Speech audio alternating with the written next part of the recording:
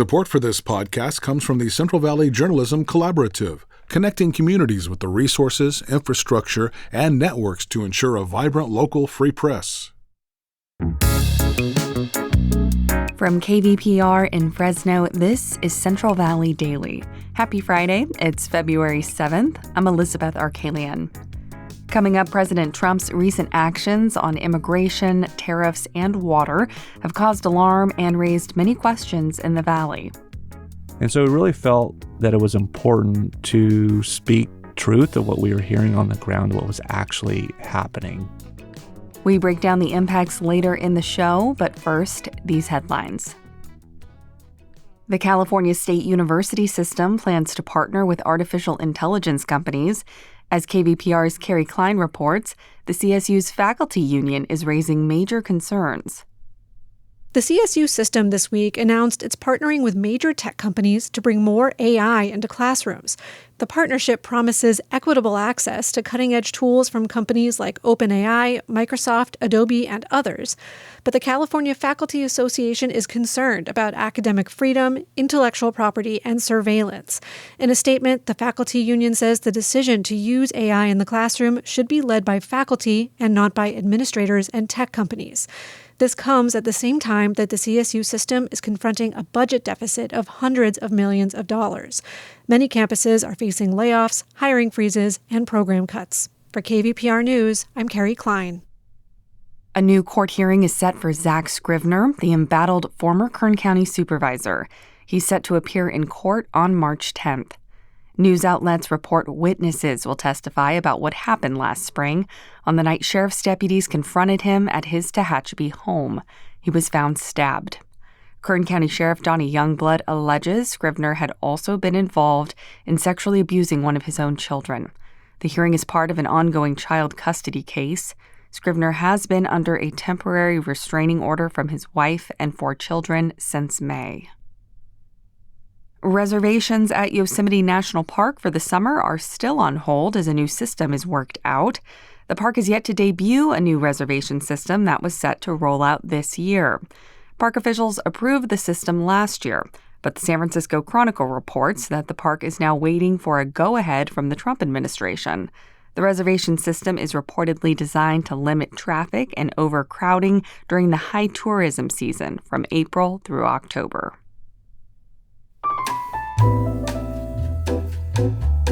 Support for Central Valley Daily comes from the members of KVPR. Join at $8 or more per month and access ad-free NPR podcasts through NPR Plus. Give now at kvpr.org/donate. And now to our main story. President Donald Trump's first few weeks in office have been tumultuous. Several executive actions on water, tariffs, and immigration have been felt directly by the San Joaquin Valley's largest industry, agriculture. Casey Creamer is the president and CEO of California Citrus Mutual, a trade association representing the state's citrus growers. He joined me in the studio to discuss how Trump's recent actions are affecting the industry. We started by discussing the state's most precious commodity. In recent weeks, the federal government began releasing high volumes of water from 2 reservoirs in Tulare County. Those reservoirs drain into the valley and nowhere else. The goal of Trump's order was ostensibly to send the water to Southern California, but there's no infrastructure to convey that water beyond the valley. Here's Casey's response when I asked if that water that was released was a waste. I don't know that it's as simple as that. Water in the lower part of the San Joaquin Valley, we are in what's called a closed basin. And so, we get a lot of criticism on surface water deliveries, but actually the largest source of recharge to this area has been what people have called for years inefficient use of agricultural water. When it doesn't get directly into the plant, it seeps down into our groundwater basin and helps. And so, the specifics really matter in this instance. Where is the water delivered? Can it be moved to another channel? Can it be put to a recharge basin? Can it be stored for later use? Would that water have been wasted and forced out the northern part of the valley if the rain floods that come in, right? So there's all these sort of really specific details that matter. It's possible that some of that could have been wasted or not used to this most efficient use.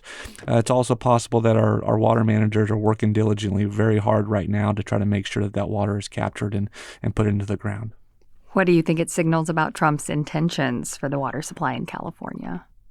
Yeah, I mean, he has stated intentions to help with the water supply here in California. Obviously, it's very complicated, north, south, east to west, surface water, groundwater recharge. And so we've got Endangered Species Act. We've got, the Delta. We've got the Colorado River system. There are a number of challenges in the California water system. And it's a very complicated and controversial process. And so obviously him signaling that he wants to help is great. Now the devil's in the details of how do we actually carry that out and work with not just, the federal government, but we need to have a partnership with the state as well. The state is a very critical partner in this efforts. And so I think as what I would like to see is similar to what we've done with the water blueprint and focusing the valley on what we all need and what we can collectively accomplish. The state and federal government needs to be able to do that as well, right, to actually see real solutions here. And so that's my hope. There's lots of people that have stated they want to help with this situation, and I just hope that they all get in a room and actually do that. Next, immigration, an issue you have been outspoken about. There were raids in Kern County the second week of January, and if our listeners recall, they didn't exactly happen under the Trump administration, but arrests have certainly continued under his new term. They seem to be in line with his new policies on immigration enforcement, and these raids produced intense fear among immigrant groups in the Valley, especially farm workers. You have spoken out about the effects of these sudden enforcement actions, and can you elaborate on your position here? Yeah, I mean, so obviously this impacted our industry. It was like the January 7th, 8th, 9th, I think 10th, so that week in January. And initially what we saw, what we heard, the reports that were coming out were that this was a targeted criminal enforcement action. That kind of made sense. It's very unusual for Border Patrol to be, in the Bakersfield area, that coming from the El Centro area. So initially that made sense, but then we started getting reports on the ground of what was actually happening, sort of random, sort of pulling people over on the road, gas stations, Home Depots. So sort of the feedback on the ground, this was more of a broader sort of activity. And so we really felt that it was important to speak truth of what we were hearing on the ground, what was actually happening. So that was the reason for us getting out and active on that, so that people, had the proper information. And obviously, targeted criminal activity, people with, criminal records, like they were citing, rapists and, other types of violent crimes. That makes a lot of sense to a lot of people. But indiscriminate, just sort of randomly targeting farm workers, people who work hard every day. They were essential workers during the pandemic.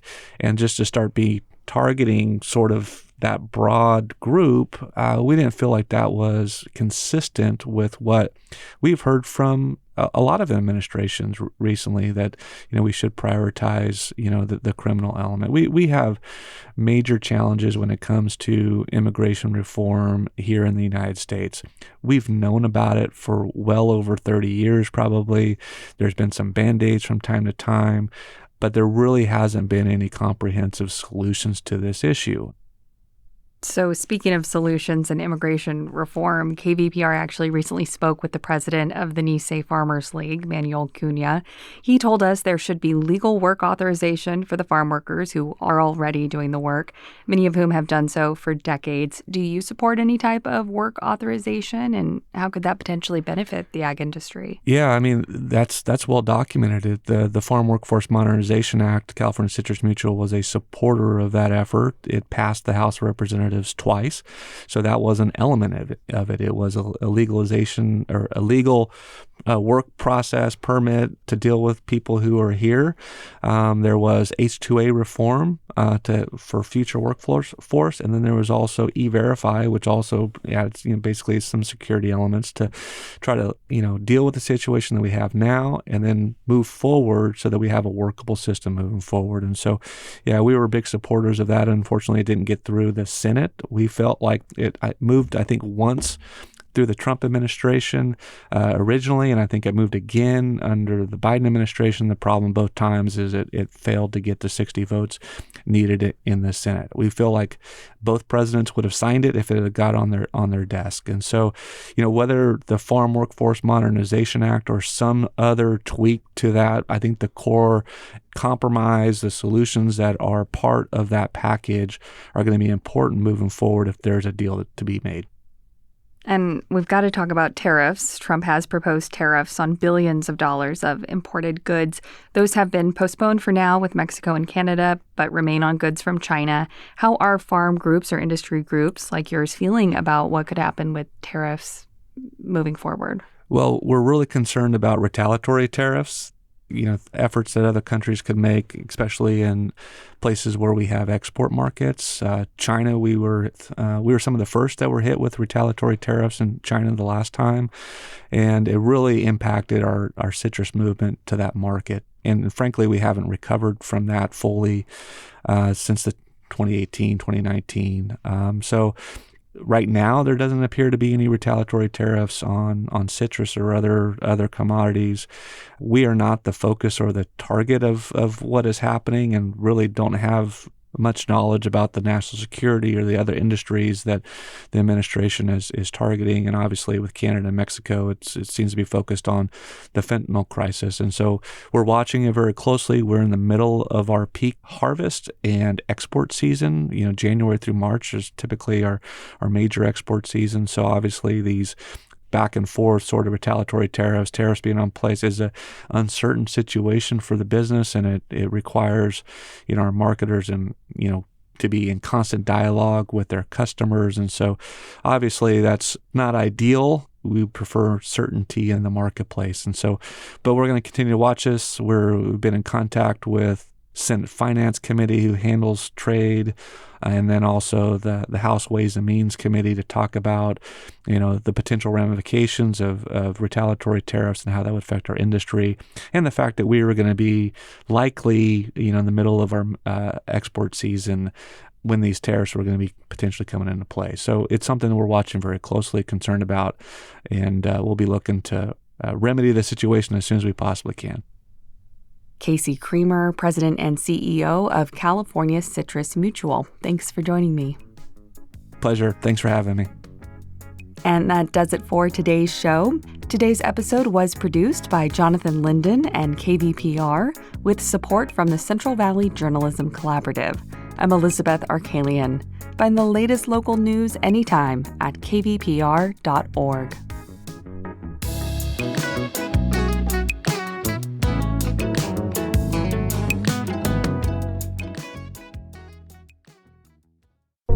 Each morning, it's a new opportunity, a chance to start fresh. Up First from NPR makes each morning an opportunity to learn and to understand. Choose to join the world every morning with Up First, a podcast that hands you everything going on across the globe and down the street, all in 15 minutes or less. Start your day informed and anew with Up First by subscribing wherever you get your podcasts.